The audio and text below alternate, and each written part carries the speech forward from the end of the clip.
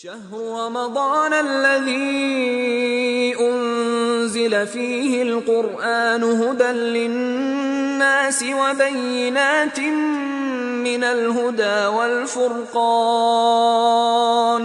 فمن شهد منكم الشهر فليصمه ومن كان مريضا أو على سفر فعدة من أيام أخر يريد الله بكم اليسر ولا يريد بكم العسر ولتكملوا العدة ولتكبروا الله على ما هداكم ولعلكم تشكرون. شهر رمضان الذي أنزل فيه القرآن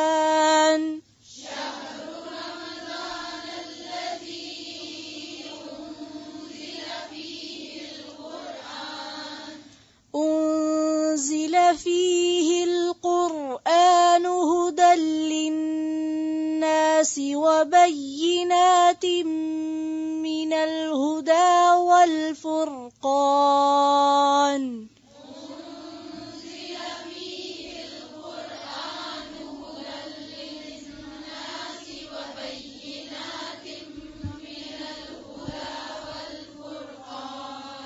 أنزل فيه القرآن هدى للناس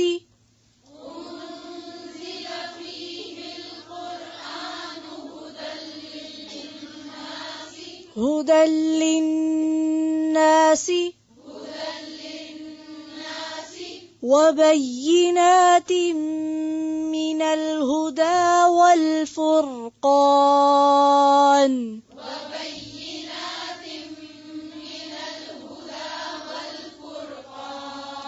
من الهدى والفرقان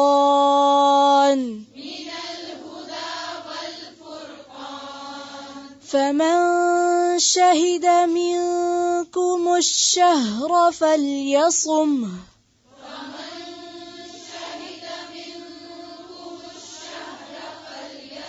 منكم الشهر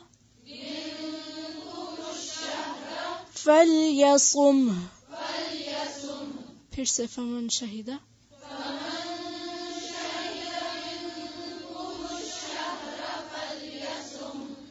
فليصمه ومن كان مريضا أو على سفر فعدة من أيام أخر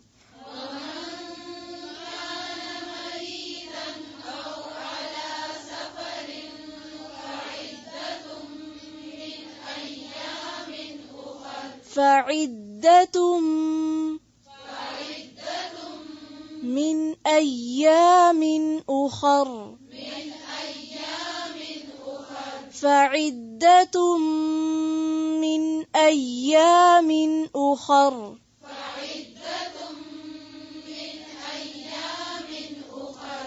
يريد الله بكم اليسر ولا يريد بكم العسر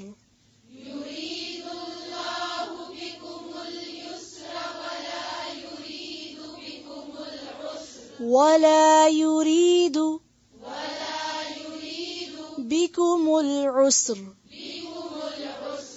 يريد الله بكم اليسر ولا يريد بكم العسر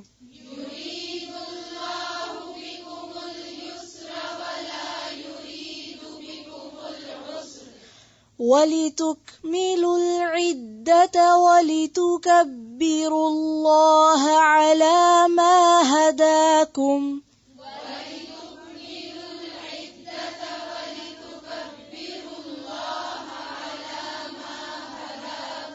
ولتكبروا الله لام کے نیچے کیا ہے زیر، اس کو اور واضح کریں پھر سے وَلِتُكْمِلُوا الْعِدَّةَ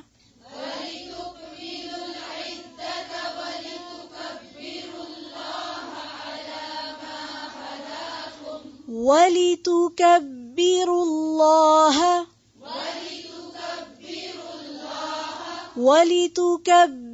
اللَّهَ عَلَى مَا هَدَاكُمْ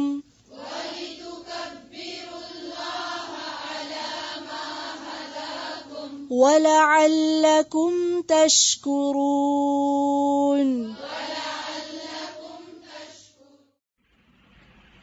شہر مہینہ، رمضان رمضان کا، الذی وہ ہے جو، انزل نازل کیا گیا، فیہ اس میں، القرآن قرآن، ہدن ہدایت ہے، للناس لوگوں کے لیے، وبینات اور واضح نشانیاں ہیں، من الہدی ہدایت کی، والفرقان اور فرقان کی، فمن تو جو کوئی، شہدہ حاضر موجود ہو، منکم تم میں سے، الشہر اس مہینے میں، فلیصم پس ضرور وہ روزے رکھے اس کے، ومن اور جو کوئی، کانا ہو، مریضن مریض، او یا، علی سفرن سفر پر، فعدتن تو گنتی پوری کرنا ہے، من ایام دنوں سے، اخر دوسرے، یرید چاہتا ہے، اللہ اللہ،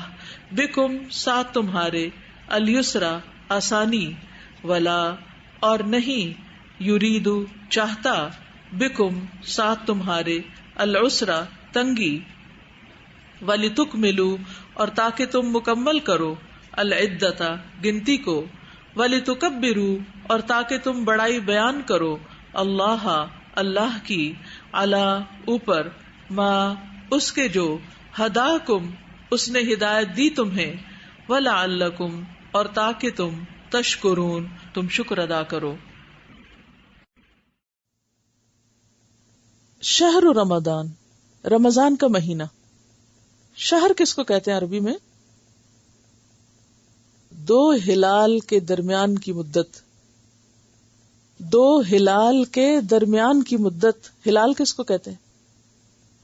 پہلی رات کا چاند. ایک چاند سے لے کر دوسرا چاند طلوع ہونے تک کی جو مدت ہے وہ کیا ہے؟ شہر. ٹھیک ہے، یعنی ما بین الہلالین عربی میں کہیں گے. اب اسی لیے مہینہ اگر انگریزی اس میں ہو تو 30 یا 31 ڈیز، تو یوں نہیں، یا عربی میں 29 یا 30 ڈیز نہیں بولیں گے ہم اس کو. یعنی کتنا زبردست ڈیفینیشن ہے نا اس کی. شہر کیا؟ ما بین الہلالین. مہینہ کیا ہے؟ دو ہلال کے بیچ کی چیز. کتنا سیدھا سیدھا حساب ہے لونر کیلنڈر کا. اور اس میں آپ دیکھیے کہ اگر اسی ڈیفینیشن کو آپ لیں تو مثلاً آپ ایک ملک میں ہیں، وہاں ہلال نکل آیا، آپ دوسرے میں آ گئے، تو آپ کا مہینہ کب مکمل ہو گیا؟ دوسرے ہلال کے ساتھ ہی مہینہ آپ کا مکمل، چاہے 28 دن آپ کو ملے. اب چونکہ آپ نے یہاں کے اعتبار سے ایک پہلا دن مس کیا، لہٰذا آپ اس کو بعد میں پورا کر سکتے ہیں. اور یہاں یہ جو شہر ہے یہ ایام معدودات کو اسپیسیفائی کر رہا ہے. پیچھے ہے نا ایام معدودات، گنتی کے دن ہیں، تو وہ گنتی کے دن کتنے ہیں یہاں وضاحت کر دی گئی. شہر ہے یعنی ایک مہینے کے دن ہے، چاہے وہ 29 کا یا 30 کا ہے. اور کس مہینے میں؟ رمضان. نام لے کے بتا دیا. قرآن پاک میں اور کتنے مہینوں کے نام آئے ہیں؟ جیسے یہاں لفظ رمضان آیا ہے، تو اسی طرح جو 12 مہینے ان میں سے اور کون سے مہینے کا نام قرآن میں آیا ہے؟ ذوالحج کا لفظ آتا ہے قرآن میں؟ کہاں؟ کوئی لفظ نہیں آتا ذوالحج. یہ ضرور آتا ہے الحج اشہر معلومات، لیکن ذوالحج کا لفظ نہیں آتا. اور شوال کا آتا ہے، شعبان آتا ہے. تو رمضان کا مہینہ وہ مہینہ ہے کہ جسے بہت زیادہ امپورٹنس حاصل ہے کہ یہ واحد مہینہ ہے جس کا نام بھی مینشن ہے قرآن میں. ٹھیک ہے، محرم، صفر، ربیع الاول، ربیع الثانی، یہ سارے اینڈ تک لفظ قرآن میں نہیں آتا. قرآن میں صرف رمضان ہی کا لفظ آتا ہے. تو شہر رمضان، رمضان کا مہینہ، الذی وہ مہینہ، انزل فیہ القرآن جس میں قرآن نازل کیا گیا. یعنی اللہ نے ہمارے لیے روزے فرض کیے کس مہینے میں؟ رمضان کے مہینے میں.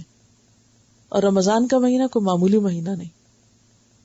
یہ مہینہ اس لحاظ سے بھی بہت اہم ہے کہ اس میں قرآن نازل کیا گیا. کہاں سے نازل کیا گیا؟ آسمان سے. نازل کرنے کا مطلب اتارنا. کہاں سے اتارا گیا؟ آسمان سے. کہاں؟ زمین پر، حضور صلی اللہ علیہ وسلم کے قلب مبارک پر. اس کے بھی دو معنی کیے جاتے ہیں. ابن عباس کی ایک روایت ہے کہ لوح محفوظ سے آسمان دنیا پر رمضان میں پورا اتار دیا گیا. آسمان دنیا کی وہ جگہ جس کو بیت العزت کہا جاتا ہے، بیت العزت، وہاں اتارا گیا. اور پھر آہستہ آہستہ جبریل علیہ السلام وہاں سے لے کر آپ پر اتارتے رہتے تھے. اور دوسرا معنی اس کا کیا ہے کہ اس کی ابتدا رمضان میں ہوئی تھی.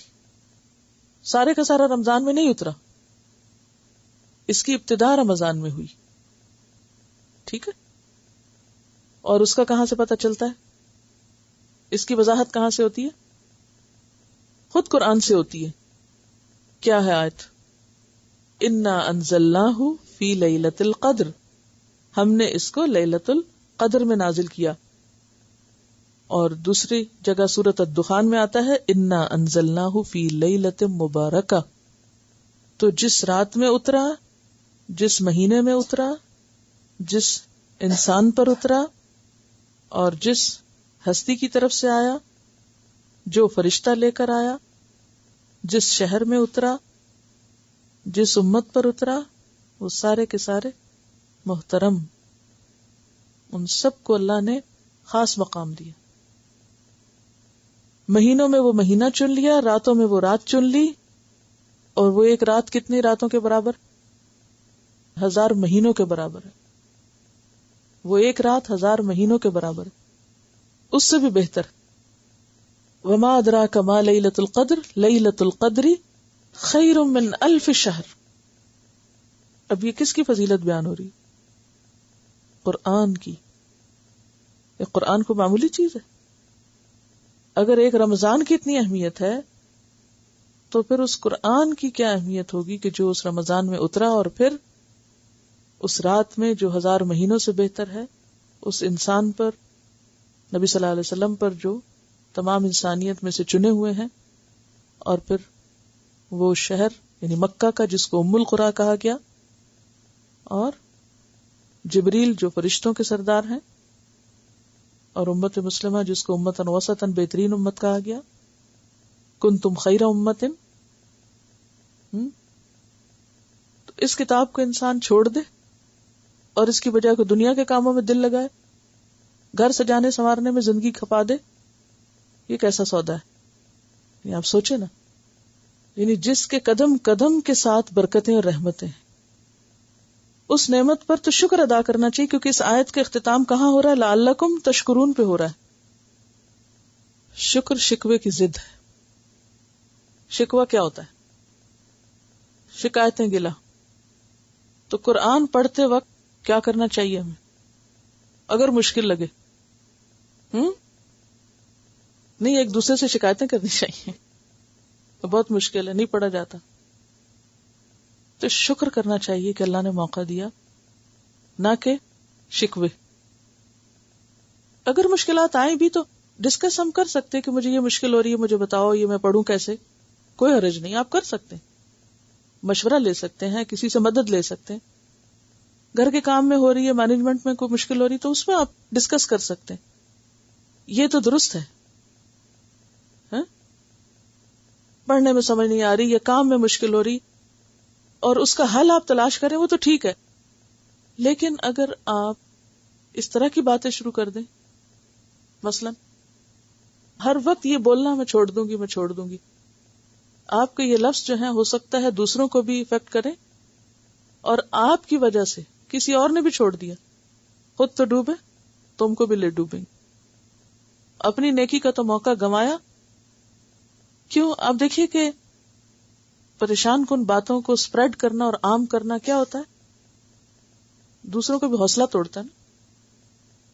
ہمیں دوسروں کے لیے اچھی مثال تو بننا ہے، ہمیں دوسروں کے لیے بری مثال نہیں بننا کہ کہا جائے کہ ہاں وہ فلاں شخص اس نے قرآن شروع کیا تھا پھر وہ چھوڑ گیا، پھر اس نے چھوڑ دیا. کیا اعمال نامے میں لکھا جائے گا؟ کیا چھوڑ دیا، کس چیز کو چھوڑ دیا؟ ٹھیک ہے، صبر سے لگے رہے. نہیں، ہم ٹاپ پہ اگر لسٹ کے نام ہمارا امتحان میں اور ترجمے میں اور نمبروں میں، تو کیا ہوا؟ جتنی ہمت استطاعت ہے، چاہے ہم سب سے لوئسٹ ہیں، لگے رہے. کیا پتا ہم دنیا میں لوئسٹ ہیں اور اللہ کی نظر میں ہائیسٹ ہوں اپنی محنت کی وجہ سے. اور وہ تکلیف جو ہم لمحہ لمحہ گزارتے ہیں، کیا ہمیں نہیں آتا؟ کیا تکلیف پہ اجر نہیں ہے نا؟ لمحے لمحے کی اس تکلیف پہ اجر ہے کہ مشکل ہے. وہ جو ایک پریشانی اور دل میں ایک، یا یہ کہ اس کی وجہ سے جو ٹائم میں پریشر آ گیا ہے، یا کسی بھی اور چیز میں، یہ صرف آپ کے لیے تھے. میرا بھی دل چاہتا ہے میں ذرا آرام سے ناشتہ کسی وقت کروں. میرا نہیں خیال کہ میں نے ایک دن بھی جب سے یہ کلاس شروع ہوئی ہو میں نے آرام سے ناشتہ کیوں. میں پڑھ رہی ہوتی ہوں اور جو مجھے مل جائے میں منہ میں ڈال لیتی ہوں. اور جسے کہتے ہیں نا کہ ہاں سکون سے ریلیکس ہو کے کچھ کھانا یا پینا یا انجوائے کرنا ہے، فوڈ کو انجوائے کرنا ہے. کچھ یہ جو جیسے روزہ رکھتے ہیں نا، کھاتے کچھ نہیں ہے، تو وہ کس لیے ہوتا ہے؟ تاکہ انسان روحانیت اس کی غالب رہے. کھانے سے کیا ہوتا ہے؟ روحانیت دب جاتی ہے اور سستی غالب آ جاتی ہے نا. تو بات یہ ہے کہ اگر آپ اتنی بڑی نعمت جسے اللہ نے لوح محفوظ سے اتارا اور اتنی زبردست سعادت بخشی، اگر آپ یہ خزانہ لینے کے طلبگار ہیں تو آپ کو کچھ تو چھوڑنا پڑے. کوئی انجوائمنٹ، کوئی راحت، کوئی سکون، کوئی آرام، کوئی بھوک، کوئی پیاس، کوئی کچھ. اگر ہم اتنی بھی قربانی دینے کو تیار نہ ہوں اور پھر کہیں کہ یہ خزانہ بھی ہمیں مل جائے، تو دنیا میں تو کوئی چیز ایسے نہیں ملتی کہ آپ کچھ پے نہ کریں اور آپ کو سب کچھ مل جائے. تو یہ اتنا بڑا خزانہ جو ہے، یہ تکلیف اور مشقت کے بغیر نہیں ہو سکتا. تو اس لیے یہ وہ مہینہ ہے جس میں قرآن نازل کیا گیا. اور کیا ہے قرآن؟ ہدی للناس، تمام انسانوں کی ہدایت کے لیے آیا ہے، تمام انسانیت کی رہنمائی کے لیے. ہدایت علمی اور ہدایت عملی، دو طرح کی ہدایت ہوتی ہے. کیونکہ پیچھے آپ نے پڑھا ہدی للمتقین، پڑھا تھا نا، اور یہاں آ رہا ہے ہدی للناس. تو کیا اس میں کنٹرڈکشن ہے؟ وہاں ہم نے پڑھا تھا جی یہ کتاب ہدایت دیتی ہے متقیوں کو بس، اور یہاں ہم پڑھ رہے ہیں ہدایت دیتی ہے سارے انسانوں کو. بھئی پھر اگر ساروں کو دیتی ہے تو متقیوں کو دیتی ہے، تو کیا یہ کنٹرڈکشن لگتی ہے کچھ؟ جو لوگ شک کرتے ہیں تو ان کو کیسے ہدایت دیتی؟ کیونکہ یہاں پہ نا الناس، الناس کا کیا مطلب ہے؟ ساری انسانیت کے لیے ہدایت ہے اس میں. اور وہاں ہم نے پڑھا متقین کے لیے ہدایت ہے. اور ہم نے اتنا سٹریس کیا اس بات پر، اگر قرآن سے ہدایت لینی ہے تو تقوی اختیار کرنا پڑے گا. اور اب یہاں لگتا ہے کہ جس تقوی کی ضرورت نہیں، سارے انسانوں کو مل جائے گی ہدایت. یہ میں آپ کے ذہن کو تھوڑا ہوشیار کرنے کے لیے ایسے سوال کرتی ہوں، تاکہ کوئی اور بھی کر سکتا ہے آپ سے، کوئی نان مسلم کر سکتا ہے. جی میں نے آپ کو قرآن پڑھا تھا، وہاں ایک جگہ تو یہ لکھا ہوا اور دوسری جگہ یہ لکھا ہوا. دیکھیے ہدایت کے دو درجے ہیں، ایک ہوتا ہے علمی ہدایت اور ایک ہوتا ہے عملی ہدایت. علمی ہدایت سارے لوگوں کے لیے. بہت سے نان مسلم اس کو پڑھ کے اس میں سے کیا لیتے ہیں؟ یہ بات ثابت ہے نا. ماؤ زیدونگ قرآن کا مسلسل مطالعہ کرتا تھا، ایمان نہیں رکھتا تھا، لیکن چائنیز انقلاب کی جو بنیادیں تھی اس میں اس نے بہت ساری چیزیں یہاں سے لی، یعنی قرآنی ہدایات سے. اسی طرح بہت سے ایسے لوگ ہیں دنیا میں جو قرآن کو بحیثیت ایک بک کے پڑھتے ہیں اور اس میں سے گائیڈنس بھی لیتے ہیں. سمپل معنی اس کا یہی ہے کہ یہ صرف مسلمانوں کے لیے نہیں، یہ صرف ہمارے لیے نہیں، یہ پوری دنیا کے لیے آیا ہے. ٹھیک ہے، یہ بات ہے. لیکن ایک جگہ آتا ہے کہ ہدایت کے لیے تقوی شرط ہے. پیچھے ہم یہ بات پڑھ چکے ہیں نا، ہدایت کے لیے تقوی شرط ہے، اور یہاں ہدایت کے لیے تقوی شرط نہیں بتایا جا رہا. تو پھر فرق کس چیز کا؟ فرق پھر ہدایت لفظ کے لیولز کا ہے. ہدایت کا ایک لیول جو ہے وہ علمی لیول ہے، یعنی انفارمیشن کا لیول ہے، کچھ گائیڈ لائنز آپ کو اس میں سے مل جاتی ہیں، اور ایک عمل کا لیول ہے. ایک ہے ہدایت کا علمی لیول. علمی لیول کیا ہے؟ مثلا قوم عاد کے بارے میں آپ کو پتا ہے کہ جب ریسرچ ہو رہی تھی تو میں نے ایک ڈاکیومنٹری چھوٹی سی دیکھی تھی، کلپ کہیں سے دیکھا تھا کہ وہ لوگ ان روئنز کے پاس قرآن کی جو ارم ذات العماد التی لم یخلق مثلھا فی البلاد، ان آیتوں کے جو کٹنگز تھیں وہ انہوں نے رکھی ہوئی تھی کہ قرآن میں اس قوم کے بارے میں یہ آتا ہے، یہ قوم کہاں ہے. ان لوگوں نے ایکسکیویشن کر کے اور وہ نکال کے اور قرآن کو بھی اور چیزیں ہسٹوریکل فیکٹس کو رکھ کے تو پھر اس کو ہائی لائٹ کیا کہ یہ وہ جگہ ہے. انہیں سیٹلائٹ سے پہلے دیکھا کہ کہاں کہاں ایسے کھنڈر ہیں، یہ دبی ہوئی ہیں، ریت میں دبا ہوا ہے نا وہ علاقہ، اور پھر قرآن سے بھی انہوں نے ریفرنس لیے. اسی طرح اور بھی بہت ساری چیزیں ایسی ہیں جو 1400 سال پہلے قرآن میں بتائی گئیں. آج بھی تقریباً ہر مذہب کے لوگ اس کو ایز اے گائیڈ بک لیتے ہیں، لیکن ان کا لیول جو ہے چونکہ ایمان نہیں ہے، لہٰذا وہ محض ایک انفارمیشن کا، محض ایک ہسٹوریکل بک کا یا چند ایک باتوں کو جاننے کا ہے. اور ایک لیول ہے تقوی والوں کی ہدایت کا. وہ صرف انفارمیشن کے لیے نہیں پڑھتے اس کو، وہ کس کے لیے پڑھتے ہیں؟ عمل کے لیے پڑھتے ہیں. تو عمل بدلتا ہے اس کتاب کو پڑھ کے اس کا جس کے اندر خدا کا خوف ہوتا ہے. اور ویسے یہ کتاب ہر ایک کو فائدہ دیتی ہے اور سب کے لیے آئی ہے، جیسے شروع میں بات ہوئی. ہدی للناس، جس سورۃ یونس میں آتا ہے نا، وما تغنی الآیات والنذر عن قوم لا یؤمنون، آیات اور ڈراوے ان لوگوں کو فائدہ نہیں دیتے جو ایمان نہیں رکھتے. تو ایک لیول ہے ایمان کے بغیر ہدایت لینے کا جس میں سارے لوگ شامل ہیں، اور ایک لیول ہے ایمان اور تقوی کے ساتھ ہدایت لینے کا جس میں خاص لوگ شامل ہیں. اس کی مثال ایسے بھی ہے جیسے مثلا آپ پانی کو دیکھتے ہیں تو آپ دیکھتے کہتے ہیں ہاں یہ پینے کا ہے، پیاس بجھاتا ہے. اچھا، ایک سائنٹسٹ پانی کو دیکھتا ہے تو وہ صرف یہ دیکھتا ہے کہ یہ پانی پیاس بجھانے کا، یا کچھ اور بھی سوچتا ہے. تو ایک عام نظر ہوتی ہے اور ایک خاص نظر ہوتی ہے. قرآن آپ نے پہلے بھی پڑھا ہوگا، تو وہ آپ کی نظر کیا تھی؟ ایک عام لیول کی. اور اب ایک ڈفرنٹ طریقے سے پڑھ رہے ہیں تو ایک اور نظر سے. آگے بھی لیول ہیں، یعنی اس سے بھی آگے آپ جا سکتے ہیں، لیکن بات یہ ہے کہ تقوی سیریسنس کا نام ہوتا ہے کہ آپ کتنے سنجیدہ ہیں اپنے مشن میں، اور اسی حساب سے آپ کو وہ خزانہ ملتا ہے. وبینات، اور نشانیاں ہیں اس میں. بینات کس کی جمع ہے؟ بینتن کی. اس میں بینات ہیں، نشانیاں ہیں. من الہدا، یعنی اس میں ایسی ایسی باتیں موجود ہیں. اسلام اور سائنس کے نام سے آپ نے یقیناً کچھ باتیں پڑھی یا سنی یا دیکھی ہوں گی کہ جو آج کے دور میں واضح معجزات ہیں یا دلائل ہیں کہ جو باتیں 1400 سال بعد پتہ چل رہی ہیں وہ 1400 سال پہلے قرآن میں ذکر کی گئی. تو ایسی باتیں کیا ہیں؟ ایک طرح سے بینات میں سے ہیں. بین کا کیا معنی ہوتا ہے؟ واضح کر دینا، واضح نشانیاں جن میں آپ شک کر ہی نہیں سکتے. من الہدا، ہدایت سے، والفرقان، اور فرقان کی. فرقان کس کو کہتے ہیں؟ فرق کرنے والی. کس میں؟ حق و باطل میں، خیر و شر میں، فائدے اور نقصان میں. فمن شاہدہ، تو جو کوئی دیکھے. ویسے تو شاہدہ کا معنی دیکھنا ہوتا ہے، لیکن جاننا بھی معنی ہوتا ہے، یعنی جس کو پتہ چل جائے. منکم، تم میں سے. الشہر، مہینے کا. اب مہینہ ویسے تو نہیں دیکھا جاتا، تو مراد اس سے کیا، یعنی چاند دیکھنا. فلیصمہ، تو چاہیے کہ اس کا روزہ رکھے. پھر روزہ رکھ لے.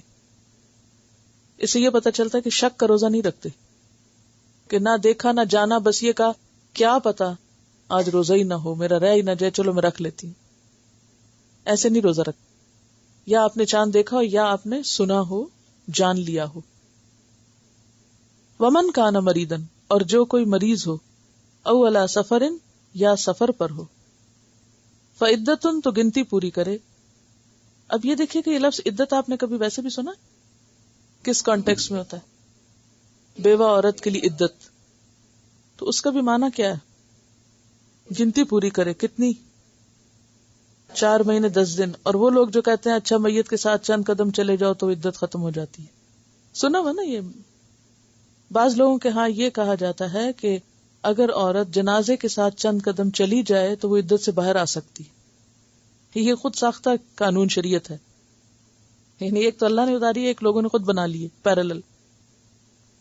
ایسی کوئی بات نہیں. عدت کا لفظی معنی ہی گنتی پوری کرنا ہے. یعنی 4 مہینے 9 دن بھی نہیں آپ کریں گے، 4 مہینے 10 دن ہی ہوگی، کیونکہ اللہ کی طرف سے مقرر مدت ہے. من ایام اخر، دوسرے دنوں سے. یرید اللہ، ارادہ رکھتا ہے اللہ، چاہتا ہے اللہ. بکم، ساتھ تمہارے. الیسرا، آسانی. اللہ تمہارے ساتھ آسانی چاہتا ہے. ولا یرید، اور نہیں وہ چاہتا، بکم تمہارے لیے، الاسرا، تنگی. یسر اور اسر دونوں ایک دوسرے کے اپوزٹ ہیں. تنگی کیا تھی؟ کہ مریض بھی روزہ رکھے اور بیمار اور مسافر بھی رکھے. ولی تکملوا العدۃ، اور تاکہ تم مکمل کرو. تکملو کا روٹ کیا ہوگا؟ کاف میم لام. کمال اسی سے ہے. اور تاکہ تم مکمل کرو، مکمل بھی اسی سے. العدۃ، گنتی، یعنی بعد میں روزہ رکھ کے گنتی مکمل کرو. ولی تکبر اللہ، اور تاکہ تم بڑائی بیان کرو اللہ کی. روٹ کیا ہوگا؟ کاف بے رے. الا ما ہداکم، اوپر اس کے جو اس نے ہدایت دی تم کو، جو اس نے تمہیں ہدایت دی، راہ دکھائی. اچھا، یہ کون سی ہدایت ہے یہاں؟ یعنی رمضان کا مہینہ 2 لحاظ سے، کہ ایک روزہ رکھ کے تمہیں برداشت کرنا سکھایا، پھر قرآن اس میں اتارا تو اس پر تم اللہ کی بڑائی بیان کرو. اچھا، بڑائی بیان کرنا کیسا ہوتا ہے؟ کیسے کیا جاتا ہے؟ عملی طور پر طریقہ کیا بڑائی بیان کرنے کا؟ اللہ اکبر کہنا. جب آپ کو اچھی چیز دیکھتے ہیں تو کیا آپ کے زبان پہ یہ کہا آ جاتا؟ اللہ اکبر. یعنی کوئی ایسی جیسے تھرل ہوتی ہے، آپ کو زبردست چیز دیکھتے ہیں تو آپ ایک دم کہتے ہیں اللہ اکبر. نعرے کب لگاتے ہیں لوگ؟ اللہ اکبر کے نعرے بھی لگاتے ہیں نا. تکبیر کب کہتے ہیں؟ جب کسی کو کوئی انعام مل رہا ہو، جب کسی نے کوئی بہت اچھی بات کہی ہو، تکبیر ایسے کر کے پھر سارے اللہ اکبر کہتے ہیں. یہ کیا ہوتا ہے؟ اللہ کی بڑائی بیان کرنا، یعنی اللہ اکبر کہنا. تکبرو کا مطلب کہ اللہ اکبر کہو، یعنی اللہ کی بڑائی بیان کرو، زبان سے بھی کرو اور عمل سے بھی کرو. اب یہ ہے کہ کب بیان کرو؟ جب عید آتی ہے، رمضان مکمل ہوتا ہے، یعنی پورا مہینہ مکمل ہوتا ہے، تو عید کے دن میں پھر کیا کرتے ہیں؟ تکبیرات پڑھتے ہیں. وَلَعَلَّكُمْ تَشْكُرُونَ، اور تاکہ تم شکر کرو. تو روزے کے 2 مقصد ہوئے نا، ایک تقوی اور دوسرے شکر. شکر کب آتا ہے انسان کو؟ اب دیکھیں نا، جیسے روزہ ہم رکھتے ہیں، کھانا پینا بند. جب افطار ہوتا ہے اور شدید بھوک پیاس کے بعد جب کھانے لگتے ہیں تو پھر پتہ چلتا ہے یہ 2 کتنی بڑی نعمتیں ہیں. روزانہ آپ کو ان کی اتنی قدر نہیں آ سکتی جتنی روزہ رکھنے کے بعد قدر آتی ہے. اور ایک تو ہے ہر روز روزے کے افطار کے بعد شکر گزاری، اور ایک ہے پورا مہینہ مکمل ہونے کے بعد عید کے دن شکر گزاری. اور وہ کیسے ہوتی ہے؟ یعنی انسان خوشی کا اظہار کرے. انسان خوشی کا اظہار، یعنی شکر ایک کیا ہے؟ اب ضابط الشکور، یعنی گائے اپنے حال حلیے سے کیا بتاتی ہے کہ میں بہت خوش ہوں. تو عید کے دن آپ کیا کرتے ہیں؟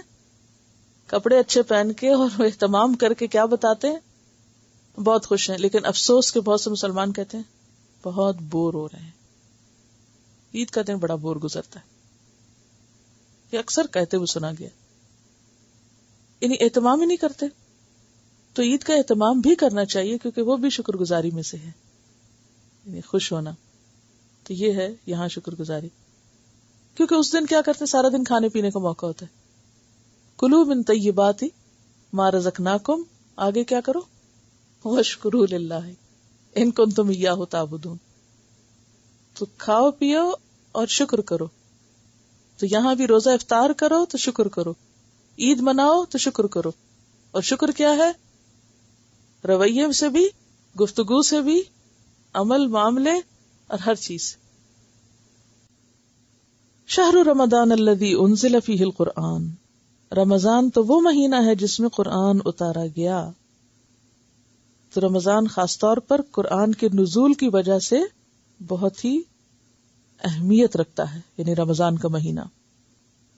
اور جیسے کہ پہلے میں عرض کر چکی ہوں کہ دونوں معنی کیے جاتے ہیں کہ پورے کا پورا بیت العزت میں اتار دیا گیا لوح محفوظ سے، یا پھر آغاز نزول ہوا. کیا ہے قرآن؟ ہدی للناس، سارے انسانوں کے لیے ہدایت، وبینات من الہدی، اور ہدایت کی نشانیاں. یعنی آن دا ہول بھی سارا ہدایت ہے، اور اس پہ خاص طور پر ایسی باتیں موجود ہیں جو انسان کو اللہ کی طرف یا دین کی طرف یا حقیقت اور سچائی کی طرف رہنمائی کرنے والی.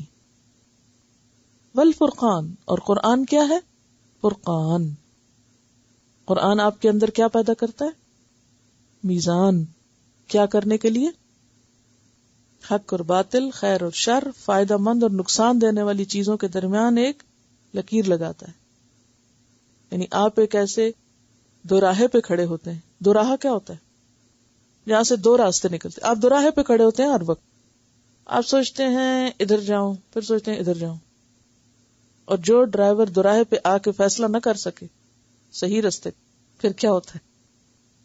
بھٹک جاتا. اور ہو سکتا ہے کوئی اور آ کے آپ کو ہٹ کرے کہ آپ کہاں کھڑے. آپ کو جلدی جلدی ڈیسیژن لینے ہوتے ہیں کہ دائیں مڑنا، بائیں مڑنا، سیدھا جانا ہے، کدھر جانا ہے. تو اسی طرح زندگی میں ہر وقت ہم کہیں نہ کہیں کسی دوراہے پہ کھڑے ہوتے. قرآن ایک طرح سے آپ کے لیے کیا ہے؟ لائٹ. وہ ایک روشنی ہے، جیسے ٹریفک کی روشنیاں ہوتی ہیں نا.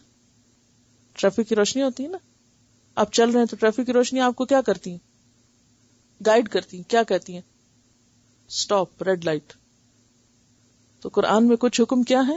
سٹاپ، حد آ گئی، اس سے آگے نہیں جا سکتے. اگر جائیں بھی تو آپ کیا کرتے ہیں؟ گاڑی پیچھے کرتے ہیں یا نہیں؟ آپ کہتے ہیں کیا ہوا، اب آ گئی تو ادھر ہی ٹھیک ہو. اور کیا ہوا، ریڈ لائٹ ہے، کراس کرو، جاؤ، دیر ہو رہی ہے. کتنا خوف ہے ٹکٹ کا، ایکسیڈنٹ کا بھی ہے.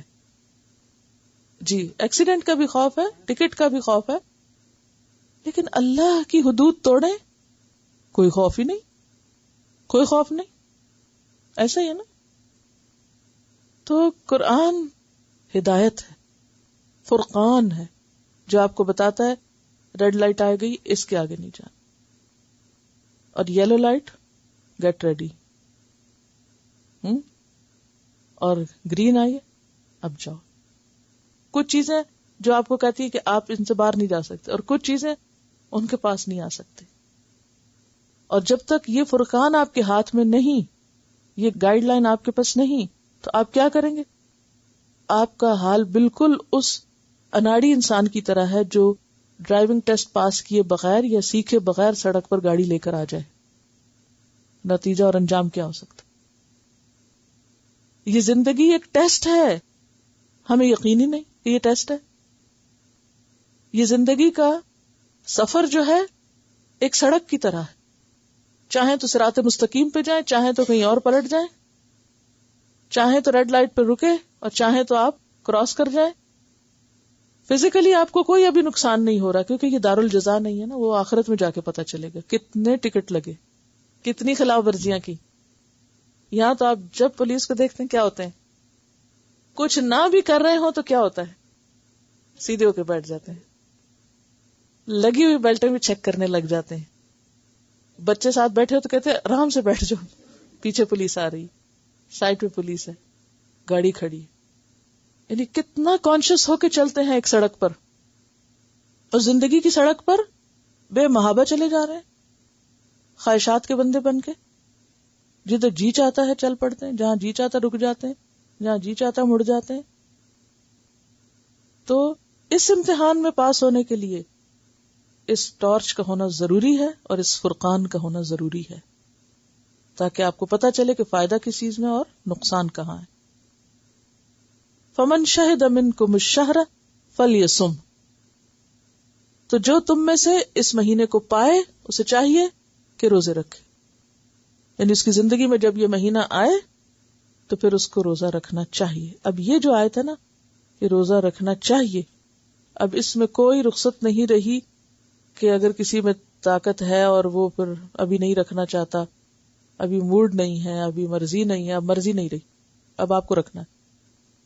وہ جو پیچھے ہم نے یطیقونہ کا ایک ترجمہ یا ایک معنی کیا تھا نا کہ یہ ابتدائی حکم تھا اور ابتدائی حکم میں تھوڑی سی رخصت رکھی گئی اور بعد میں اس حکم سے اس رخصت کو لے لیا گیا.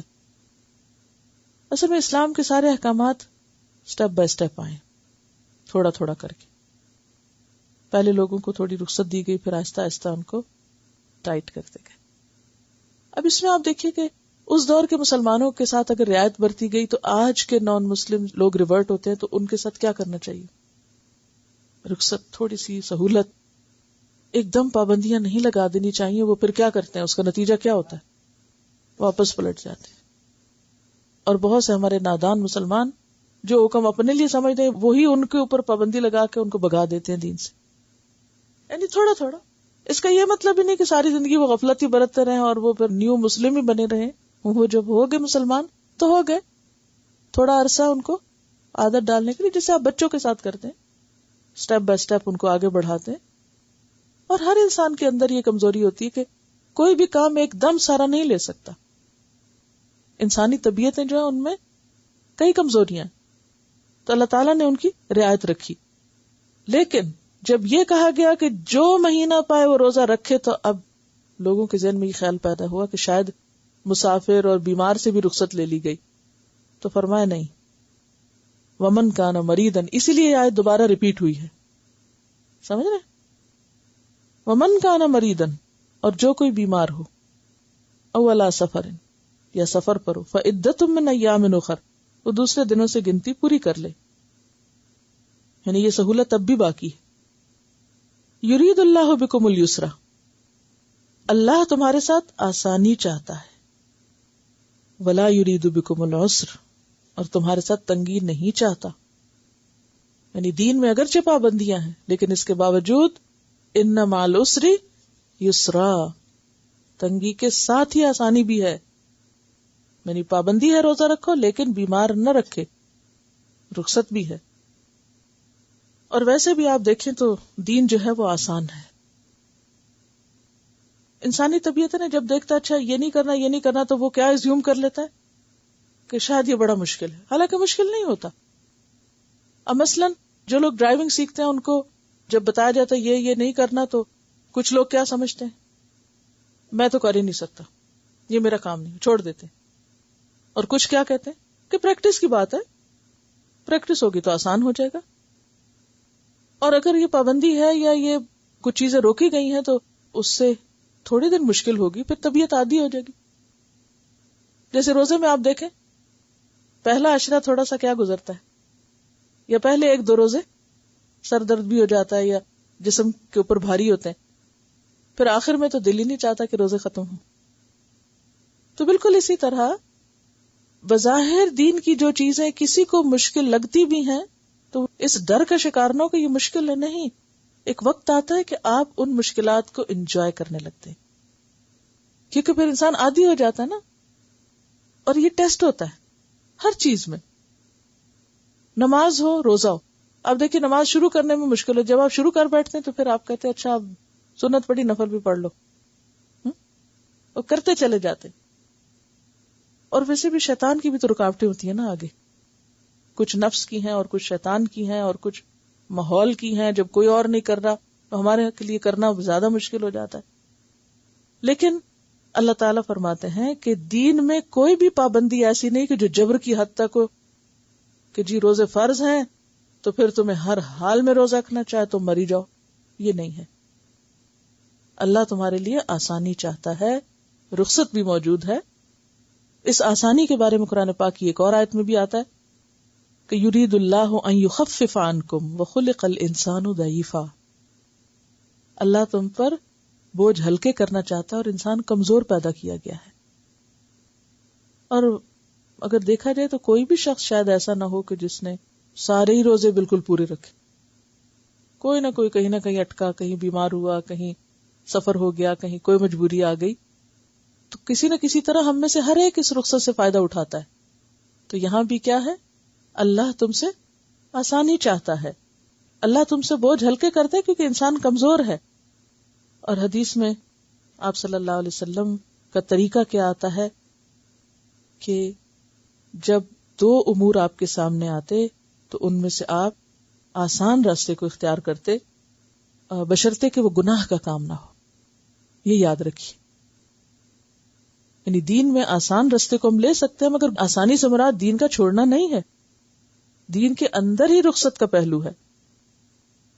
بخاری کی حدیث میں آپ صلی اللہ علیہ وسلم نے فرمایا، یسروا ولا تعسروا، لوگوں پہ آسانی کرو، مشکل نہ کرو. بشروا ولا تنفروا، خوشخبری سناؤ اور نفرت نہ دلاؤ. اور ایک اور جگہ پر آپ نے یہ بھی فرمایا، فَإِنَّمَا بُعِثْتُم مُيَسِّرِينَ وَلَمْ تُبْعَثُوا مُعَسِّرِينَ، تم لوگوں کے لیے آسانی پیدا کرنے والے بنا کے بھیجے گئے، انہیں مشقت میں ڈالنے والے نہیں. تو اس سے ایک زندگی کا قاعدہ پتہ چلتا ہے کہ انسان کو سہل پسند تو نہیں ہونا چاہیے، لیکن مشکل کی طرف بھی بلا وجہ نہیں جانا چاہیے. کیوں؟ آپ کی سنت کیا تھی؟ اگر ایک راستہ مشکل اور ایک آسان ہے تو آپ کون سا اختیار کرتے تھے؟ جو آسان ہوتا تھا. یہ نہیں کہ میں تو بڑی چیز ہوں تو لہٰذا میں تو اس مشکل میں ہی جاؤں گا. خود کو جان بوجھ کے مشکلات میں مت ڈالو. اس کے بارے میں بھی آتا ہے کہ آپ صلی اللہ علیہ وسلم نے فرمایا کہ ان الدین یسر، بے شک دین آسان ہے. وَلَن يُشَادَّ الدِّينَ أَحَدٌ إِلَّا غَلَبَهُ، اور جو شخص دین کے ساتھ ایک طرح سے مقابلہ کرے گا اور اس کو مشکل بنائے گا، دین اس پہ غالب آ جائے گا. یعنی کوئی انسان اپنے اوپر بلا وجہ کی مشقتیں نہ کرے. مثلا نہیں کہ ساری رات جاگے اور سوئے نہ، پھر نفلیں پڑھتا چلا جائے، یا ساری زندگی روزہ رکھے اور کبھی افطار نہ کرے، تو اس کی بھی رخصت نہیں. وہ حضرت عبداللہ بن عمر کے بارے میں آتا ہے نا، آپ نے پڑھا ہی ہوگا کہ ان کی شادی ہوئی تو بیوی کے پاس نہیں جاتے تھے، اور پھر اس کے بعد یہ کہ وہ مسلسل روزے سے رہتے تھے اور پھر روز قرآن پورا مکمل کر لیتے تھے. تو آپ کو پتا چلا تو آپ نے ان کو سمجھایا، تو اس وقت انہوں نے پھر ایسا ایسا کچھ چیزوں کی رخصت قبول کی، لیکن کچھ پھر بھی مشکل طرف ہی رہے. جب وہ بوڑھے ہو گئے اور وہ پھر پورا نہیں کر سکتے تھے تو کہتے تھے کہ مجھے اب خیال آتا ہے کہ کاش میں ان رخصتوں کو قبول کر لیتا، کیونکہ حکم یہ ہے نا کہ جب تم ایک کام شروع کرو تو ادھورا نہ چھوڑو. کیا کرو؟ پورا کرو. یہ نہیں کہ یہ نفل شروع کرو اور وہ کچھ دن کے بعد چھوڑ دو، کوئی کام شروع کرو پھر چھوڑ دو.